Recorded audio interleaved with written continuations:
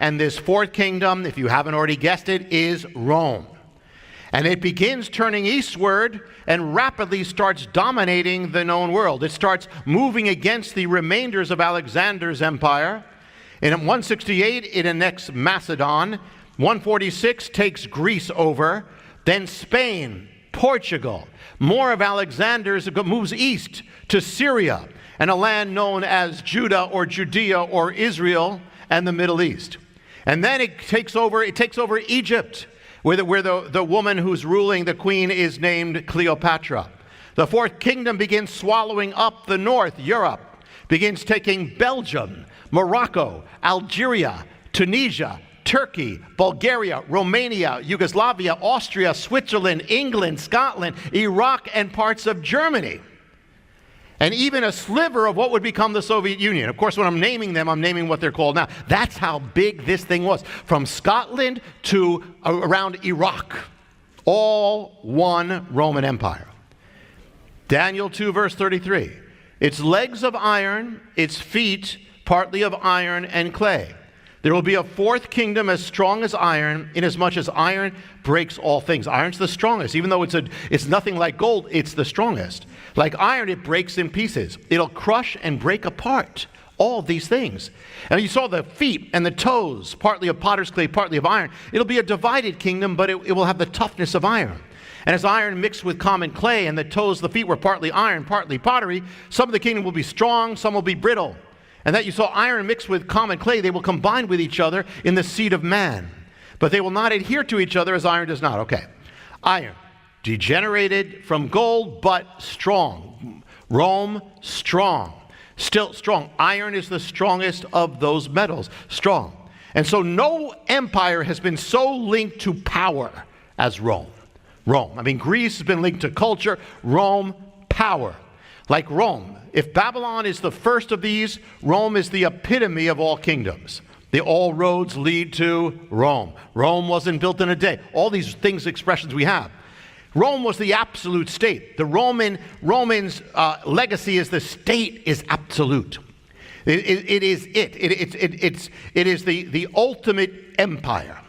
And there's a Hebrew word here that's used. You should know it's called dekak. Try it. Doesn't sound right, but it's a Hebrew word. And it says as iron breaks. The word dekak means, and it sounds like kind of what it is means to crush, crumble, break into pieces, pulverize is what it is. Rome is a pulverizer, crushes, crumbles. First, it destroys its enemies when it comes against them, like it destroyed Carthage, totally put salt on there so nothing can grow. Also, in the end, Israel.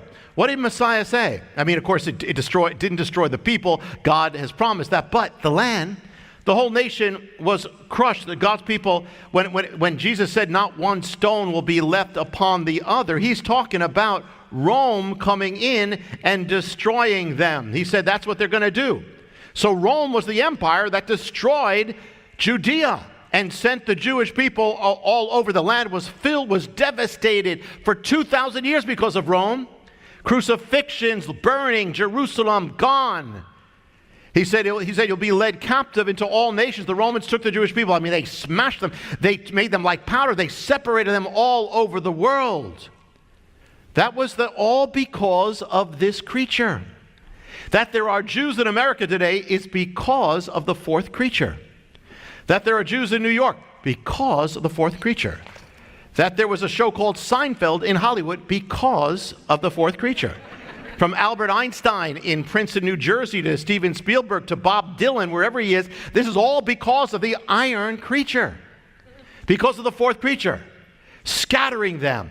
At every Jewish wedding, or the traditional Jewish wedding, at the end, you know what happens. They take the glass, put it down, and smash it. Everybody says Mazel Tov. Okay. Why? Well, there's a few things. They say, well, you can say that what you do is done, sealed, but what it's saying also, it's remembering what the Romans did to the temple and that Jerusalem's destroyed. So even in the greatest of times, you remember Jerusalem. But it's all linked, even the Jewish wedding is linked to the fourth creature. Now, in this fourth creature are several mysteries that are often not seen or realized. And the first is this. Rome, and you won't hear this a lot in prophecy, Rome fell in 476 around there AD.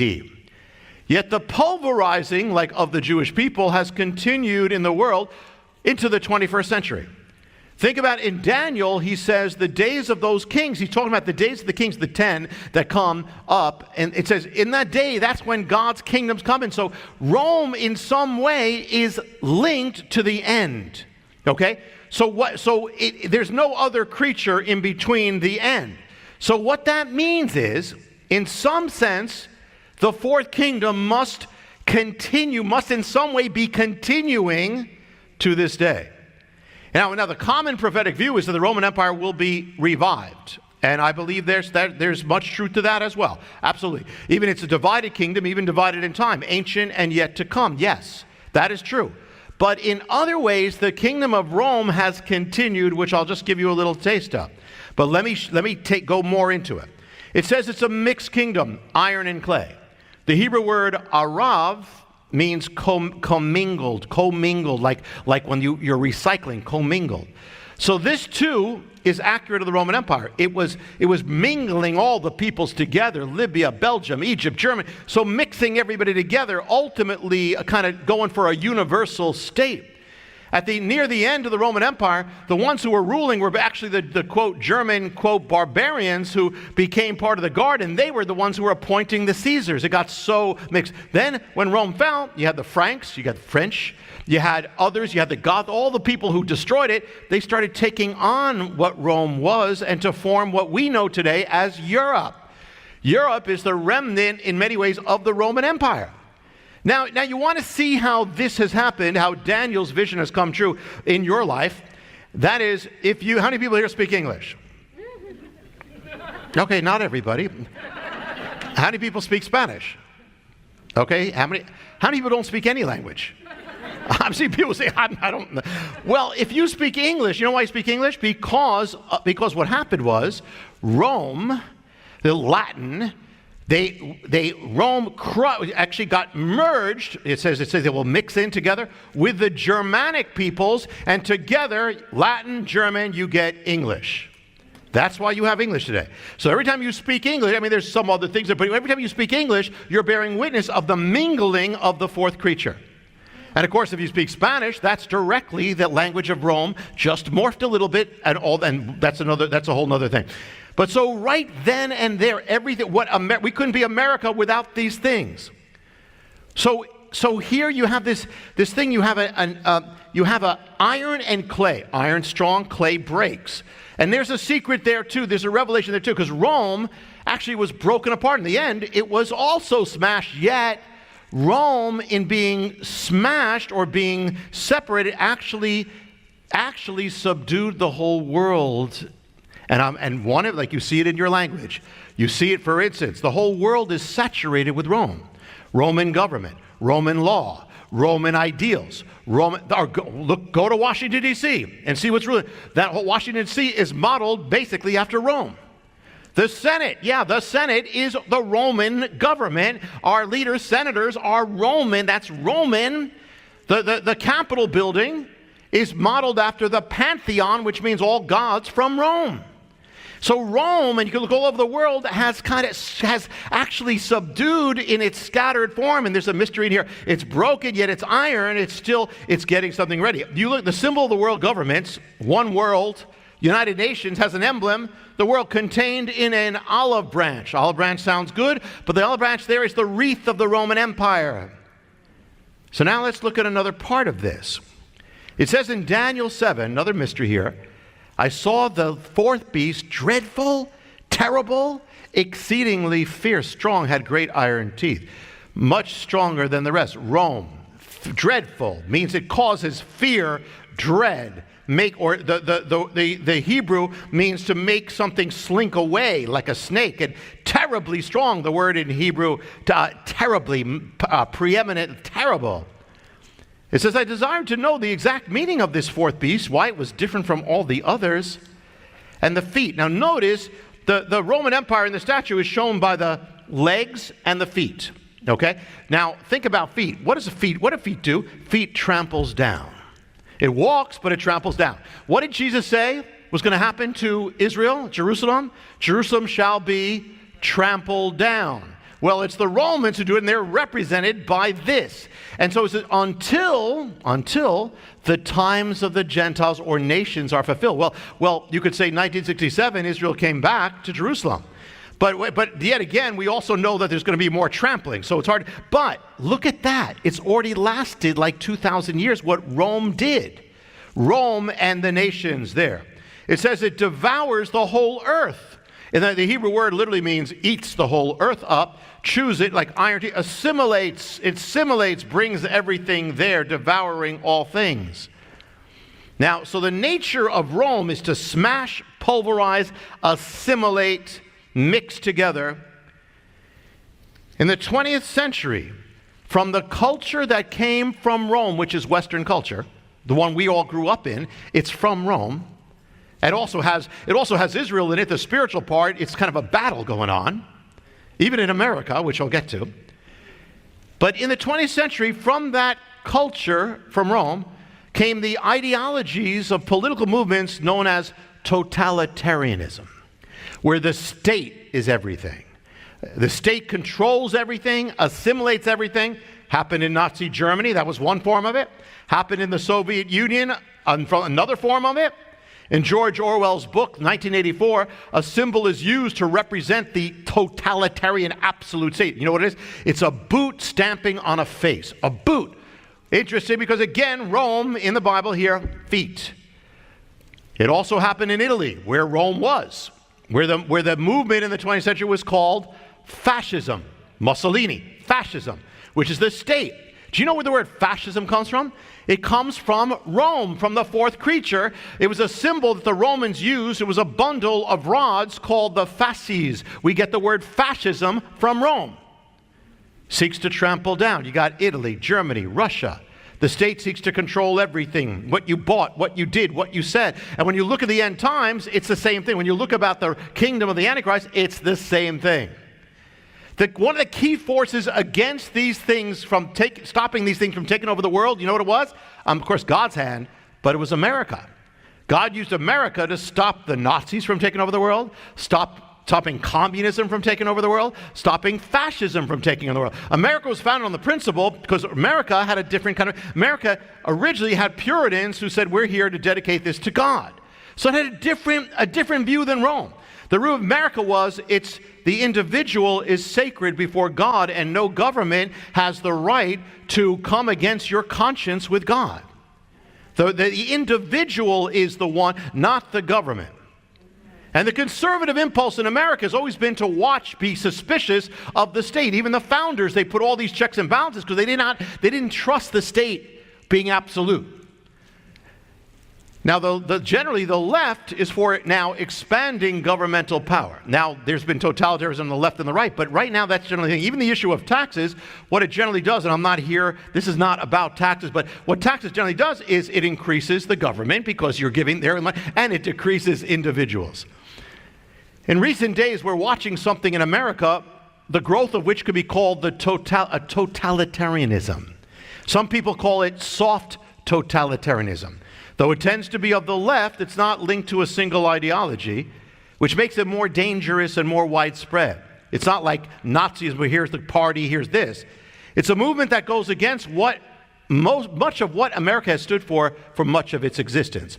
A movement that seeks to control your speech, even your thought, if it could, to crush any dissent, to crush anything. Except instead of using the Hebrew word dakak from the Roman, it uses the word cancel. Cancel. The movement is to silence all opposition and force everyone to acknowledge the new morality. It's moving through the government, but not just the government. It's moving through the entertainment industry. It's moving through the media. It's moving through big business now. Big business used to be conservative. It's changing. It's moving through the corporate world. It's moving through the educational system, through children's programming, through the web, through big tech. It's moving even through the army, through all things. Beyond it is a totalitarian thing that most of us who've grown up here are not even used to in America. You know, we started talking like years ago, they talked about, okay, political correctness. Okay, that's, they say, but now this thing has morphed into this. It's the same thing. We will not allow you to speak against, we will not have dissent. In fact, we will seek to force you to speak to agree with what we said. You know, in 1984, George Orwell's warning is that at the end, the government, that's not enough to say don't speak. They seek to force the man to praise the government. Well, that's what it's seeking to do, celebrate. And if you don't celebrate what the Bible says is wrong, we will come again, we will punish you. But that's what Rome did. They sought to force everybody to acknowledge Caesar was God.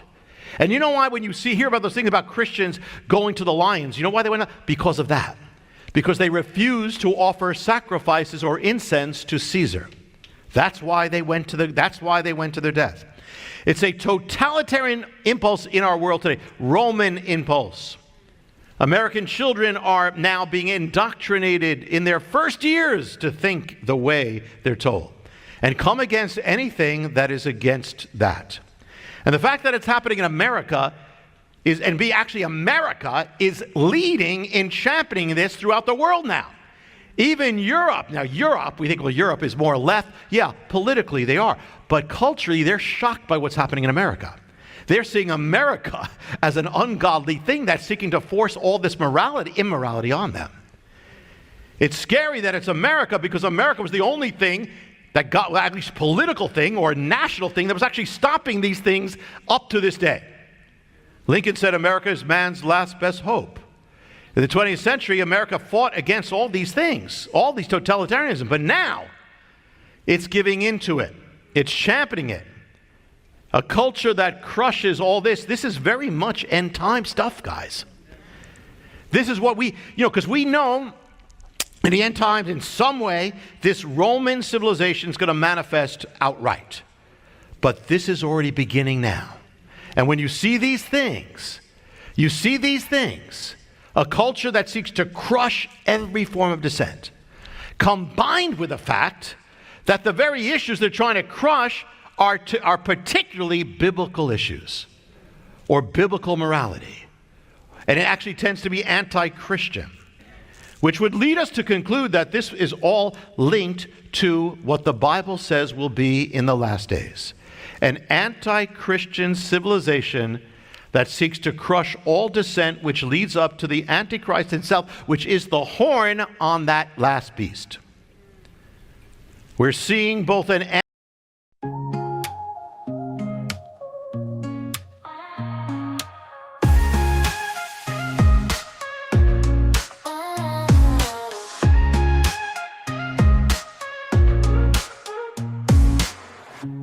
You were so lucky because you were a star, but you cry in the lonely dark. And I'm sorry for what you went through. I always thought the lucky one was you, but the lucky one was me. I wanted to be you so bad. Your life looked like so much fun. The fashion lights and fancy things made it seem like you had won. But little did I know, you were crying all the time. You were hurting inside when everyone thought you were fine.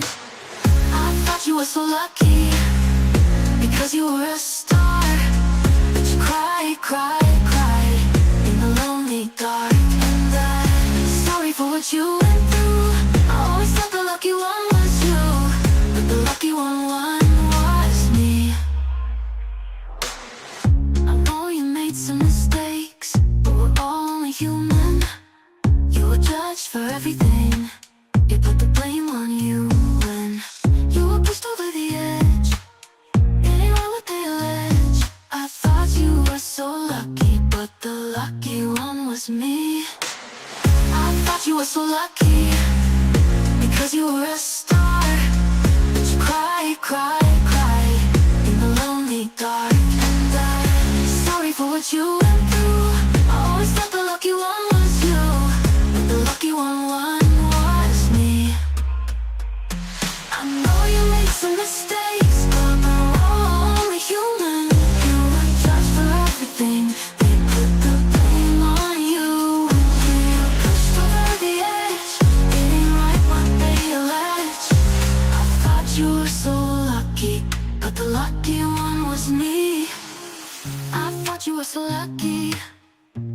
thought you were a star, but you cry, cry, cry in the lonely dark. And I'm sorry for what you went through. I always thought the lucky one was you, but the lucky one was me.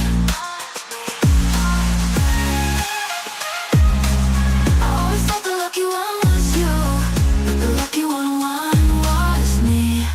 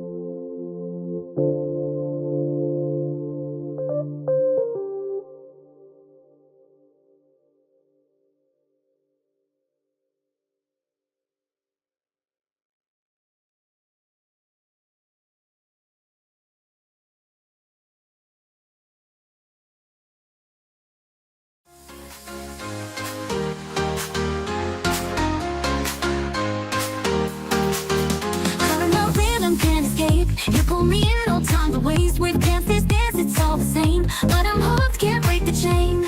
We crash, we burn, we never learn, it's a cycle. I can't discern, but in your arms I lose control. We fall apart, but still I go. Here we go again, spinning in the dark, chasing every high, even if we fall apart. Here we go again, you and me were blind, losing all we got, but it's worth it every time. Here we go again. Here we go again. We know it's wrong, but we still pretend. Here we go again.